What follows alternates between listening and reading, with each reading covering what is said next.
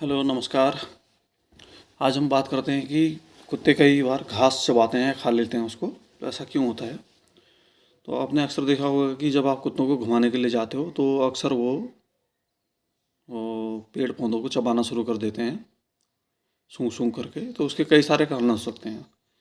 एक कारण तो ये है कि जो कुत्ते हैं ये जंगली भेड़ियों से डिसेंडेंट हैं, यानी कि इनकी उत्पत्ति जो है जंगली भेड़ियों से हुई है। तो जंगली भेड़िए जो है कई बार जो है प्लांट मटेरियल कंज्यूम करते हैं। तो वही जो इंस्टिक्ट है वो इन हमारे जो पालतू कुत्तों में है वो भी है। तो इस अपने इंस्टिक्ट की वजह से जो वो घास चबाते हैं, खाते हैं। दूसरा कारण हो सकता है बोर्डम।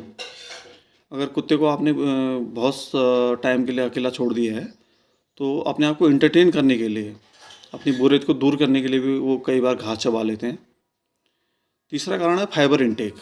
कई बार जब उनकी डाइट में उनको प्रॉपर फाइबर नहीं मिल पाते हैं तो उसकी कमी को पूरा करने के लिए भी कुत्ते घास को खा लेते हैं, जिससे उनको लगता है कि इससे फाइबर हमें मिलेगा।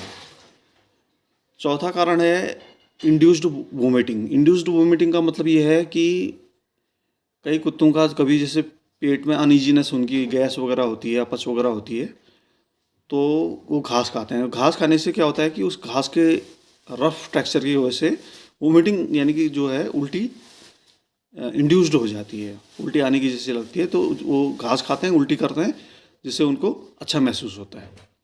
पांचवा कारण है न्यूट्रिशनल डेफिशिएंसी। कई बार हम जो है कुत्तों को जब खाना देते हैं तो कई बार क्या होता है कि कुछ न्यूट्रिएंट उनको नहीं मिल पाते हैं। तो उसकी कमी को पूरा करने के लिए कुत्ते ये सोचते हैं कि अगर हम ये घास को खाएंगे तो इससे कुछ न्यूट्रिशन हमको मिलेगा। तो जिस कारण वो न्यूट्रिशनल डेफिशिएंसी को पूरा करने के लिए भी घास को चबाते हैं। छठा है बिहेवियरल फैक्टर।